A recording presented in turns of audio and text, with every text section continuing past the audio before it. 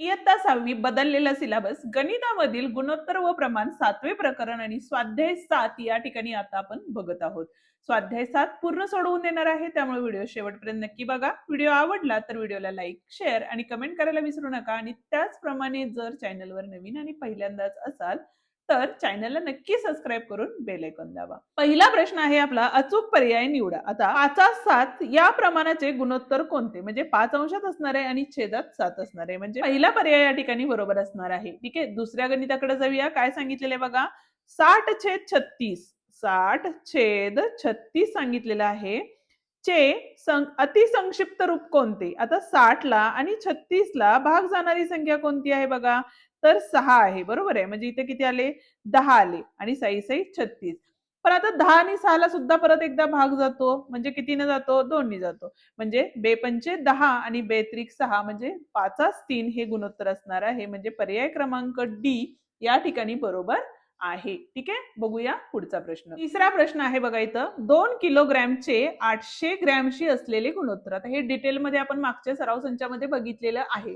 2 kilogram म्हणजेच किती असतात, तर 2000 ग्रॅम असतात आणि 800 ग्रॅम आपल्याला तसेच लिहून घ्यायचे आहेत. शून्याला शून्य गेले, खालच्या 2 वरच्या 2 राहिले. काय आपले 20/8. कशाने भाग जातो बघा इथं, तर 4 नी जातो. बरोबर आहे, 4×5 20 आणि 4×2 8 म्हणजे 5/2 हे काय असणार आहे, याचं उत्तर असणार आहे. ठीक आहे, जर मागचे व्हिडिओ जर तुम्ही बघितले नसतील तर तेही एकदा बघून घ्या, जेणेकरून तुम्हाला गणित सोडवायला मदत होईल. बघूया आता दुसरा प्रश्न, पण त्याआधी अजूनही व्हिडिओला लाईक केलं नसेल तर व्हिडिओला लाईक करा, हाईप द्या आणि तुमच्या मित्रांना आपला हा व्हिडिओ नक्की शेअर करा. दुसरा प्रश्न बघतोय, काय सांगितलेलं आहे बघा, 45 विद्यार्थी संख्या असलेल्या एका वर्गात 15 विद्यार्थी हॉकी आणि 20 विद्यार्थी कबड्डी खेळतात. आता इथे लिहून घेऊया आपण. दुसरा प्रश्न आहे, या ठिकाणी बघा, हॉकी खेळणारे विद्यार्थी किती आहेत, तर 15 आहेत. बरोबर आहे.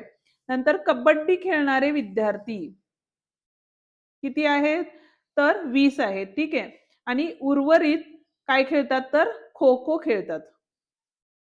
ठीक आहे, पण खो खो खेळणाऱ्या विद्यार्थ्यांची संख्या माहिती आहे का आपल्याला, नाही. पण एकूण विद्यार्थी जे आहेत त्यांची संख्या किती आहे बघा, 45 आहे. बरोबर आहे. मग आपण काय करू शकतो, एकूण जे विद्यार्थी खेळतात त्यातून, म्हणजे एकूण शाळेतील विद्यार्थी संख्या त्यातून हॉकी खेळणारी संख्या आणि कबड्डी खेळणारी संख्यांची जर वजा केली तर आपल्याला काय मिळेल, खो खो खेळणारे विद्यार्थी या ठिकाणी मिळणार आहेत. या दोघांची बेरीज केली तर 35 आले, दोघांची वजाबाकी केली तर या ठिकाणी किती आले बघा, 10 आलेलं आहे. आता बघूया पुढचे प्रश्न काय विचारलेले आहेत. तर प्रत्येक विद्यार्थी एकच खेळ खेळत असेल तर खालील प्रश्न सोडवा. त्यामुळे या ठिकाणी आता या पद्धतीने आपण खाली खाली सोडवत जायचं आहे. आता त्यामधलाच पहिला प्रश्न आहे. काय सांगितलेलं आहे बघा, हॉकी खेळणाऱ्या विद्यार्थ्यांच्या संख्येचे खो खो खेळणाऱ्या विद्यार्थ्यांची संख्येशी असलेले गुणोत्तर काढा. काय करायचंय आपल्याला, हॉकी खेळणारे छेद काय असणार आहे या ठिकाणी, तर खो खो खेळणारे विद्यार्थी काय असणार आहेत, हॉकी खेळणारे किती आहेत बघा या ठिकाणी 15 आहेत. खो खो खेळणारे किती विद्यार्थी आले आपले, 10 आले. अतिसंक्षिप्त रूपात जर द्यायचं झालं तर 5 या दोन्ही संख्येला भाग जातो. 5×3 = 15 आणि 5×2 = 10 म्हणजे 3/2 हे गुणोत्तर असणार आहे. ठीक आहे, आता दुसरा प्रश्न आहे आपला, कबड्डी खेळणाऱ्या विद्यार्थ्यांच्या संख्येचे एकूण विद्यार्थ्यांच्या संख्येशी असलेले गुणोत्तर काढा. कबड्डी खेळणारे छेद एकूण विद्यार्थी किती असणार आहेत बघा, कबड्डी खेळणारे विद्यार्थी किती आहेत आपले, 20 आहेत. बरोबर आहे, एकूण विद्यार्थी किती आहेत आपले, 45 आहेत, म्हणून भागिले 45.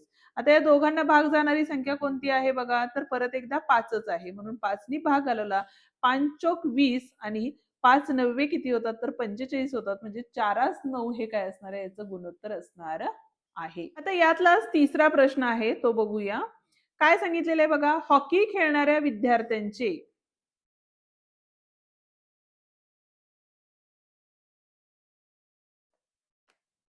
संख्येचे एकूण विद्यार्थ्यांच्या संख्येशी असणारे गुणोत्तर. एकूण विद्यार्थी कसं करणार बघा, हॉकी खेळणारे विद्यार्थी किती आहेत, आता इथं 15 आहेत. बरोबर आहे, म्हणून 15 भागिले एकूण विद्यार्थी किती आहेत 45. आता 15च्या पाड्यात 45 आहे, त्यामुळे डायरेक्ट 15नी भाग घालवला तरी चालेल. 15 एके 15 आणि 15 त्रिक 45 म्हणजे 1/3 हे काय असणार आहे, याचं गुणोत्तर असणार आहे. हा होता आपला तिसरा प्रश्न. जर तुम्हाला स्क्रीनशॉट हवा असेल तर स्क्रीनशॉट काढून घेऊ शकता किंवा लिखाण करून घेऊ शकता पॉज करून व्हिडिओ. ठीक आहे, जाऊया आता तिसऱ्या प्रश्नाकडे. पण त्याआधी अजूनही व्हिडिओला लाईक केलं नसेल तर व्हिडिओला लाईक करा, हाईप द्या आणि तुमच्या मित्रांना हा व्हिडिओ नक्की शेअर करा. आता तिसरा प्रश्न काय सांगितलेला आहे बघा, तर शेजारील आकृतीतील कोणत्याही 3 चौकटी तुमच्या आवडीच्या रंगाने रंगवा. सांगताना काय सांगितलं, कोणत्याही 3 चौकटी तुमच्या आवडीच्या रंगाने रंगवा आणि खालील प्रश्नांची उत्तरे द्या. आता कोणत्याही 3 जर चौकटी रंगवायच्या झाल्या तर तुम्ही कोणत्याही कलरनी त्या ठिकाणी काय करू शकता, रंगवू शकता. 3 चौकटी तुम्हाला काय करायचे, रंगवायच्या आहे. ठीक आहे, पहिला प्रश्न काय विचारलेला आहे बघा, तुम्ही रंगवलेल्या चौकटींच्या संख्येचे एकूण चौकटीच्या संख्येशी गुणोत्तर काढा. आता रंगवलेल्या चौकटी किती आहेत, 3 आहेत, बरोबर आहे. आणि एकूण चौकटी किती आहेत बघा, खालच्या 5 आणि वरच्या 5 म्हणजेच किती आहेत, तर 10 आहे. म्हणजे पहिल्याचं उत्तर हे काय असणार आहे, 3/10 असणार आहे. ठीक आहे, आता दुसरा प्रश्न काय सांगितलंय बघा या ठिकाणी, तर न रंगवलेल्या चौकटींच्या संख्येचे एकूण चौकटीच्या संख्येशी असलेले गुणोत्तर. न रंगवलेल्या चौकटी किती आहेत, 1 2 3 4 5 6 7 आहेत, बरोबर आहे. म्हणजे इथं आले 7 चौकटी. एकूण चौकटी मगाशीच मोजल्या आपण 10 होत्या, म्हणजे काय आले आपले 710 त्या ठिकाणी आलेलं आहे. आणि तिसरा प्रश्न काय आहे बघा या ठिकाणी, तर रंगवलेल्या चौकटीच्या संख्येचे, रंगवलेल्या चौकटी किती आहेत, 3 आहेत. न रंगवलेल्या चौकटीच्या संख्येशी गुणोत्तर म्हणजे 3/7 असणार आहे. ठीक आहे, हा होता आपला तिसरा प्रश्न. जाऊया आता चौथ्या प्रश्नाकडे. पण त्याआधी अजूनही व्हिडिओला लाईक केलं नसेल तर लाईक करा, हाईप द्या आणि तुमच्या मित्रांना नक्की व्हिडिओ शेअर करा. तर चौथा प्रश्न आहे, काय सांगितलेलं आहे बघा, एका आयताकृती पुठ्ठ्याची लांबी. चौथा प्रश्न आहे, किती दिलेली आहे, 1.20 मीटर दिलेली आहे. ठीक आहे, रुंदी किती दिलेली आहे बघा या ठिकाणी, तर 48 सेमी दिलेली आहे. ठीक आहे, आता सेंटीमीटर मध्ये करायचं झालं तर या ठिकाणी काय करणार आहे, 1.20 गुणिले 100 केले तर किती झाले बघा या ठिकाणी, तर 120 आणि 1 2 0, बरोबर आहे. मग 0.2 संख्येनंतर म्हणजे काय आले आपले 120 सेमी आलेलं आहे. ठीक आहे, आता पुढे काय विचारलेलं आहे बघा, त्या पुठ्ठ्यांच्या रुंदीचे लांबीशी असलेले गुणोत्तर काढा. आता रुंदीचे लांबीशी असलेले गुणोत्तर दिलेल्या अटीवरून. काय सांगितलेलं आहे, रुंदी, रुंदी किती आहे बघा 48 आहे, बरोबर आहे. आणि लांबी किती आहे 120 आहे. दोन्ही संख्येला भाग जाणारी संख्या कोणती आहे या ठिकाणी, 12 आहे, बरोबर आहे. 12 चोक 48, 12 एके 12, 12 शून्य 0. अजून या संख्येला भाग जातो म्हणून परत एकदा 2 नी भाग घालवला तर या ठिकाणी बे 2 4 आणि बे 5 10 म्हणजे जे आपलं उत्तर आलेलं आहे ते किती आहे बघा, तर 2/5 हे आपलं उत्तर आहे. जर तुम्ही 24 न डायरेक्ट भाग घालवला असता तरीही चाललं असतं, पण ज्यांना 30 पर्यंतचे पाडे पाठ नाहीये त्यांनी असे छोट्या छोट्या संख्येने भाग घालवत गेला तरीही चालेल. पाचवा प्रश्न काय आहे बघा, मायकलचे मासिक उत्पन्न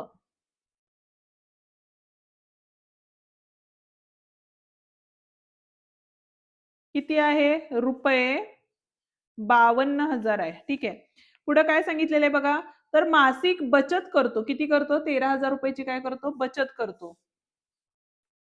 बचत किती रुपयाची करतो, तर 13,000 रुपयाची करतो. तर त्याच्या मासिक उत्पन्नाचे खर्चाशी असलेले गुणोत्तर काढा. आता खर्च दिलेला आहे का आपल्याला, नाही. मग आपण काय करणार आहे, जे मासिक उत्पन्न वजा बचत करणार आहे. म्हणजे या ठिकाणी आपण काय करणार आहे बघा, 52,000 वजा 13,000 या ठिकाणी केले. काय आले बघा, 0 0 0 आले, बरोबर आहे. 12तनं 3 गेले, किती राहिले, 9 राहिले. ह्याच्याला 1 दिला, 5तनं 2 गेले, 3. 39,000 काय असणार आहे त्याचा खर्च आहे, बरोबर आहे. आता त्यांनी काय सांगितलेलं आहे, मासिक उत्पन्न. मासिक उत्पन्न किती आहे, तर 52,000 आहे, बरोबर आहे. भागिले खर्च किती आहे आपला, तर 39,000 आहे. गुणोत्तर काढताना वरती आणि खाली जर समान शून्य असेल तर त्या काढून टाका. राहिले काय आपले 52 भागिले 39, दोघांना काय जातो, तर 13 नी भाग जातो. 13 चोक 52 आणि 13 त्रिक 39 म्हणजे 4 3 हे काय असणार आहे, त्यांचे गुणोत्तर असणार आहे. ठीक आहे. 6वा प्रश्न बघूया काय सांगितलेलं आहे. तर पर्यावरण दिनानिमित्त वृक्षारोपण करण्यासाठी एका शाळेला 50 रुपये खरेदी करायची होती. त्या शाळेने यशोदा रोपवाटिकेतून 455 ला खरेदी केली आणि उर्वरित रोपवाटिकेतून 240 रुपयाला खरेदी केली, तर त्या शाळेला कोणत्या रोपवाटिकेतून खरेदी केलेली रोपे स्वस्त मिळतील असं विचारलेलं आहे. ठीक आहे. आता या ठिकाणी बघा, पहिली गोष्ट, एकूण रोपे किती आहेत या ठिकाणी? 50 आहेत. बरोबर आहे. आता यशोदा रोपवाटिका जे आहे,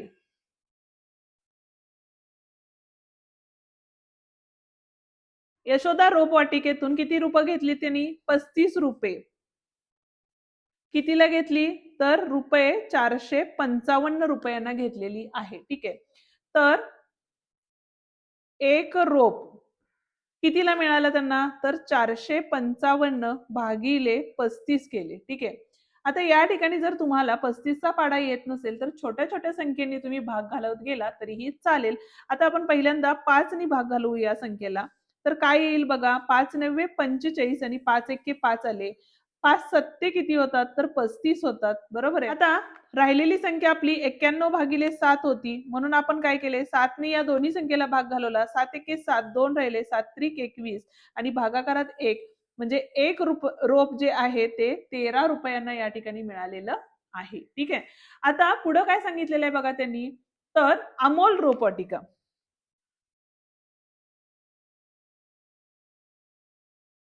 अमोल रोपवाटिका. ठीक आहे.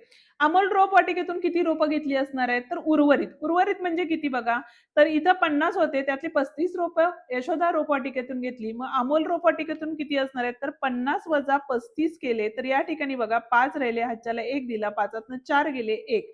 15 रोपं काय केलेली आहेत? अमोल रोपवाटिकेतून घेतलेली आहेत. पण आता अमोल रोपवाटिकेतून घेतलेली जी रोपं आहेत त्याची किंमत किती आहे बघा, तर 240 रुपये आहे. म्हणून 15 रोपांची किंमत किती असणार आहे या ठिकाणी? तर 240 रुपये आहे. तर आता एक रोपाची किंमत काय असणार आहे? तर 240 भागिले 15 केले. आता याला बघा 15 नी दोघांना जर भाग घालवला तर या ठिकाणी किती येणार आहे बघा, 15 एक्के 15. ठीक आहे. किती राहिले? 9 राहिले. ठीक आहे. तर सख्ख किती होतात? तर 90 होतात. म्हणजे एक रोपाची किंमत किती झाली? 16 रुपये झाली. आणि यशोदा रोपवाटिकेतील रोपाची किंमत किती आहे? 13 रुपये आहे. आणि प्रश्न काय विचारलेला आहे? तर त्या शाळेला कोणत्या रोपवाटिकेतून खरेदी केलेले रोपे स्वस्त मिळतील? तर कोणत्या याच्यातनं मिळणार आहेत? तर यशोदा रोपवाटिका मधून खरेदी केलेली रोपे स्वस्त मिळतील. ठीक आहे. हा होता आपला 6वा प्रश्न. स्क्रीनशॉट हवा असेल तर स्क्रीनशॉट काढा, नसेल तर व्हिडिओ पॉज करून लिहू शकता. जाऊया 7व्या प्रश्नाकडे, पण त्याआधी अजूनही चॅनलला सबस्क्राईब केलं नसेल तर चॅनलला सबस्क्राईब करा, बेल आयकॉन दाबा, जेणेकरून आपल्या अशाच नवनवीन आलेली व्हिडिओची नोटिफिकेशन तुमच्यापर्यंत लवकरात लवकर. 7वा प्रश्न काय सांगितलेला आहे बघा या ठिकाणी, तर मध्यान्ह भोजन अंतर्गत शाळेतील 100 विद्यार्थ्यांसाठी स्वयंपाकी दररोज 10 किलोग्रॅम तांदूळ शिजवतो. परंतु एके दिवशी खूप पाऊस असल्यामुळे शाळेत 80 विद्यार्थी उपस्थित होते, तर त्या दिवशी स्वयंपाकी किती किलोग्रॅम तांदूळ शिजवेल? ठीक आहे. तर इथं बघा 100 विद्यार्थ्यांसाठी